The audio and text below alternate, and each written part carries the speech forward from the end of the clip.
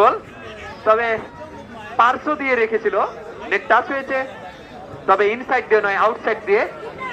তবে অসাধারণ একটি কৌশল ছিল, আমরা মনে করেছিলাম উমর শটটি নেবেন, কিন্তু উমর দ্বিধায় ফেলে দিয়েছিলেন, ওই ম্যান অফ অল বানিয়েছিল যারা তাদের, এবং তারা যখন হাই জাম্প দিয়েছিলেন সেই মুহূর্তে একটি শট নিয়েছিলেন।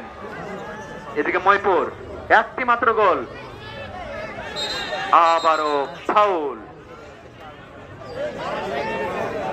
শুধু দর্শক মন্ডলী, শেষ মুহূর্তের খেলার ফলাফল ময়পুর ফুটবল দল 0, স্বাগতিক সর্জন 1। যে কোনো সময়ে রেফারির অন্তিম 3 বাঁশির সুর বেজে যেতে পারে এবং ওই সর্জন ফুটবল দল তাদের নিজস্ব মাটিতে নিজেদের সেরা বানিয়ে চ্যাম্পিয়ন হওয়ার গৌরব অর্জন করবে, নাকি মহিপুর শেষ মুহূর্তে কিছু একটা ঘটন দেখাবে, অঘটন দেখা যাক। আবার মেয়েদের অনুকূলে বল উঁচু করে মেরছেন, সর্জন চাচ্ছে না তাদের অর্ধাঙ্গে কোনো বল যাক। আবার সাকিব পতিত করেছিলেন,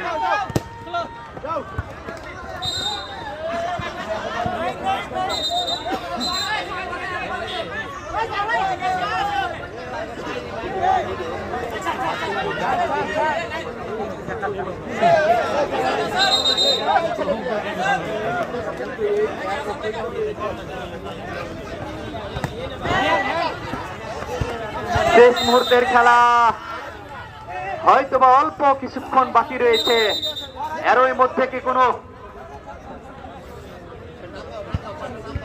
জাদু কি দেখাবে মহিপুর, নাকি সর্জন 1-0 গোলের ব্যবধানে তাদের নিজেদের মাঠে নিজেদের সেরা হিসেবে ঘোষণা করবেন? দেখা যাক, সময়ের অপেক্ষায় রয়েছি।